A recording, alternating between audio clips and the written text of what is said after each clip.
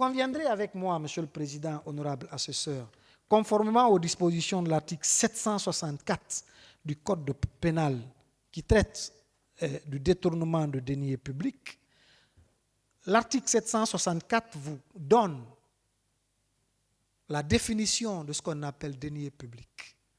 Ont le caractère de deniers publics. C'est ce que le législateur vous définit.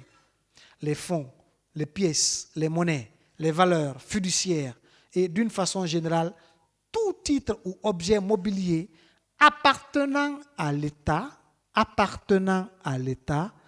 à une région administrative, à une préfecture ou à toute collectivité publique ou à tout organisme à caractère social ou autre créé ou subventionné par les autorités publiques ou administratives. C'est cela, les biens qui ont le caractère de deniers publics. Et le fonds d'entretien routier, Monsieur le Président, l'argent qui s'y trouve, c'est de l'argent appartenant à l'État, parce que le FER lui-même est une entité publique. Le fait donc de prendre cet argent et de l'utiliser à ses propres fins constitue, on ne peut plus, un détournement de deniers publics. Parce que les fonds dont il s'agit ont le caractère de deniers publics. En matière de corruption, Monsieur le Président, les lois sont claires là-dessus. Et ce que j'ai aimé dans la législation guinéenne, le législateur guinéen, Monsieur le Président, honorable assesseur, n'a pas paraphrasé les conventions dans lesquelles l'État guinéen est parti et qui sont spécialistes dans la lutte contre la corruption. Toutes les conventions auxquelles la Guinée est partie et qui sanctionnent la corruption ont donné des définitions claires de la corruption et le législateur guinéen, en internalisant ces dispositions, les a transposées ipso facto, in extenso, c'est-à-dire ils n'ont pas changé une seule virgule. De sorte que la loi guinéenne est plus que conforme à la convention à laquelle la Guinée est partie. C'est ce qui ressort de la lecture des dispositions de l'article 771 du Code pénal guinéen en ce qui concerne la corruption d'agents publics. Est puni d'un emprisonnement de 3 à 10 ans et d'une amende de 5 millions à 10 millions de francs guinéens ou de l'une de ces deux peines seulement, le fait par quiconque de permettre, d'offrir ou d'accorder à un agent public, directement ou indirectement, un avantage indu pour lui-même ou pour une autre personne ou entité afin qu'il accomplisse ou s'abstienne d'accomplir un acte dans l'exercice de ses fonctions officielles. Ça, c'est la corruption passive et active. La corruption passive qui est prévue par le point 2 de l'article 771 du Code pénal, c'est le fait pour un agent public de solliciter ou d'accepter, directement ou indirectement, un avantage indu pour lui-même ou pour une autre personne ou une entité afin d'accomplir ou de s'abstenir d'accomplir un acte dans l'exercice de ses fonctions officielles. Il l'a dit à la barre ici, il ne pouvait pas se garder de prendre des choses que les personnes lui offraient. Mais pourquoi ces personnes lui offraient? Ce n'est pas parce qu'ils aimaient sa tête, c'est parce qu'il était le directeur du fonds d'entretien routier. Il est clair, Monsieur le Président, honorable assesseur, si M. Souleymane Traoré était couché dans sa maison, dans sa chambre, dans son lit, ces personnes n'allaient jamais, mais jamais lui offrir des présents dont il était en train de se prévaloir à la barre ici. Ça n'allait jamais se passer. Ils l'ont fait parce qu'il est le directeur du fonds, il était le directeur à l'époque du fonds d'entretien routier. Et ces fonds n'avaient aucun autre objet que de lui permettre, lui, de s'abstenir d'accomplir des actes allant dans le sens de sa mission, de ses fonctions officielles. C'est ce qui ressort de la lecture du point 2 de l'article 771 du Code pénal guinéen. En matière de blanchiment de capitaux, Monsieur le Président, honorable assesseur, le blanchiment, à l'origine, lorsque le législateur utilise le terme blanchiment, blanchir, c'est rendre propre. Mais vous ne pouvez pas rendre propre quelque chose qui est déjà propre. Non. Vous rendez propre quelque chose qui est sale. Ça veut dire quoi? En termes plus raccourcis, cette saleté ne veut pas dire que c'est couvert de poussière, non. Cette saleté veut faire référence à l'origine du montant, à l'origine du bien. Ça veut dire que le bien a une origine illicite. Le bien a une origine sale. Cette origine sale, c'est la provenance des en termes de provenance des infractions. Ça veut dire tout simplement que les biens dont il s'agit ont une origine infractionnelle. C'est ce que ça veut dire. Ça veut dire que vous l'avez reçu, vous l'avez eu en commettant une infraction, que ce soit de détournement de deniers publics ou de corruption. Ces fonds que vous accumulez ont une origine infractionnelle. En prenant ces biens, Monsieur le Président, et en construisant les immeubles, en construisant des écoles, en injectant dans des actions au niveau des entreprises, en achetant des tracteurs pour les louer, les mettre en location, vous êtes d'accord avec moi que vous êtes en train, à travers ce procédé, le prévenu est en train de donner une apparence licite à ces biens et pour dire tout simplement, je suis en train de gagner de façon licite ma vie. Alors même que les fonds qui ont été injectés ont une origine sale, parce que provenant de la commission d'infraction. C'est pourquoi, Monsieur le Président, honorable assesseur, l'article 7 de la loi L 024 AN du 17 août 2021 portant lutte contre la corruption et le blanchiment de capitaux est plus que clair. Le blanchiment est le fait pour un individu de donner une apparence licite à un bien ayant une origine illicite. L'origine illicite des biens dont M. Souleymane Traoré se prévalait, M. le Président, honorable assesseur, c'est des origines infractionnelles provenant de détournement de deniers publics et de corruption. En ce qui concerne l'enrichissement illicite, M. le Président, honorable assesseur, l'article 776 de notre Code pénal est clair.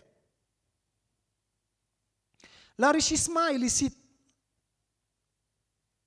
de tout titulaire d'un mandat public électif ou d'une fonction gouvernementale, de tout magistrat, agent civil ou militaire de l'État, d'une collectivité publique, d'une personne revêtue d'un mandat public, d'un dépositaire public ou un officier public ou ministériel, d'un dirigeant ou d'un agent de toute nature, des établissements publics, des sociétés nationales, des sociétés d'économie mixte soumises de plein droit au contrôle de l'État, des personnes morales de droit privé bénéficiant du concours financier de la puissance publique, des ordres professionnels, des organismes privés chargés de l'exécution d'un service public, des associations ou fondations reconnues d'utilité publique est puni d'un emprisonnement de 3 à 10 ans et d'une amende au moins égale au montant de l'enrichissement ou de l'une de ces deux peines seulement et pouvant être portée au double de ce montant.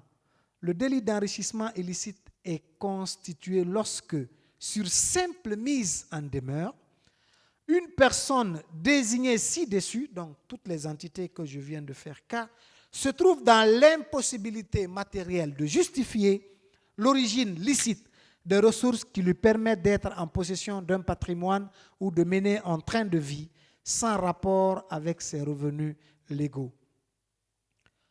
L'origine des biens, l'origine licite des éléments du patrimoine peut être prouvée par tout moyen. Ça, c'est une largesse du législateur. Malgré tout, on verra tout à l'heure. Dans le cas où l'enrichissement illicite est réalisé par l'intermédiaire d'un tiers ou d'une personne physique, d'un dirigeant ou d'une personne morale, le complice est poursuivi tout ça là. Monsieur le Président, honorable assesseur, la loi, elle est claire. Après simple mise en demeure, si un agent public est dans l'impossibilité matérielle de justifier les ressources qui lui ont permis d'avoir un train de vie tel que ce qu'on l'a reconnu, il est supposé avoir commis l'enrichissement illicite. C'est un délit que les parquetiers aiment beaucoup parce que ça renverse la charge de la preuve. Vous le savez, si vous le rappelez à tout moment ici, actor incumbit probatio, la charge de la preuve incombe aux demandeurs que nous sommes. Mais malgré tout, Monsieur le Président, par rapport à cette infraction, lorsque votre train de vie n'est pas en rapport avec les ressources que vous détenez, c'est à vous de justifier comment vous pouvez avoir ces trains de vie et ces ressources.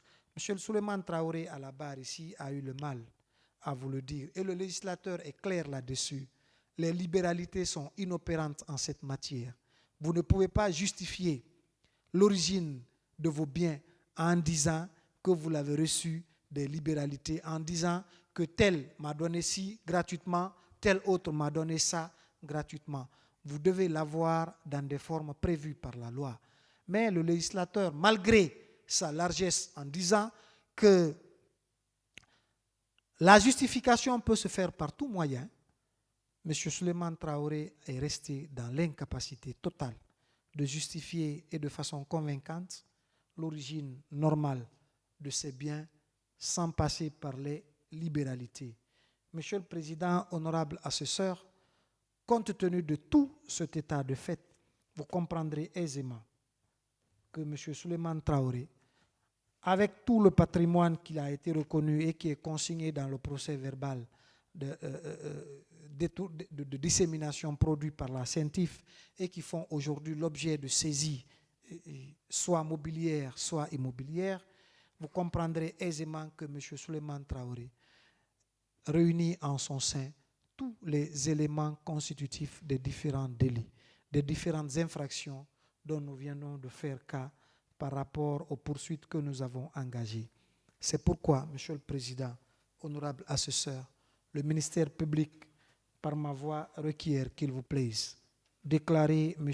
Souleymane Traoré suffisamment coupable des faits de détournement de deniers publics, enrichissement illicite, corruption,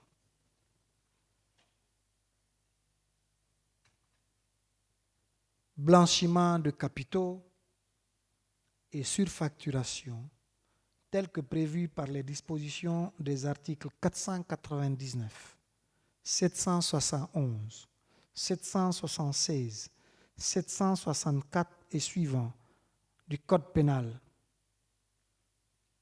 les articles 7, 112 et 113 de la loi L 024/AN du 17 août 2021 portant lutte contre la corruption, le blanchiment de capitaux et le financement du terrorisme. Les articles 3, 4, 45 et 47 de la loi 0L41 du 4 juillet 2017 portant prévention et répression de la corruption et des infractions assimilées. Pour la répression, Monsieur le Président, honorable assesseur, le ministère public requiert qu'il vous plaise, puisqu'il y a là cumul réel d'infractions, le ministère public requiert qu'il vous plaise condamner M. Souleymane Traoré à 2 ans d'emprisonnement, dont 1 avec sursis, et à une amende de 20 milliards de francs guinéens. Monsieur le Président, honorable assesseur, subsidiairement,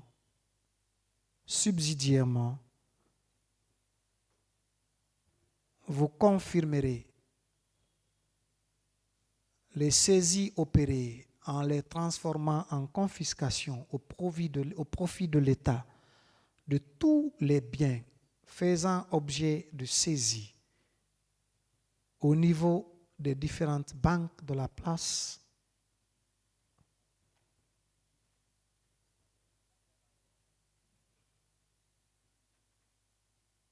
et des saisies immobilières opérées en vertu des différentes ordonnances de saisie conservatoire versées au dossier de la procédure,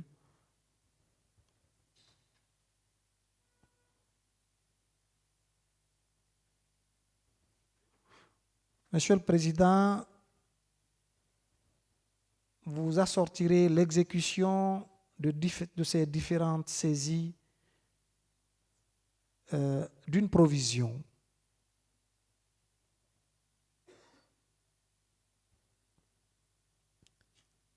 et vous allouerez à l'État ce qu'il a demandé parce qu'il en a été victime.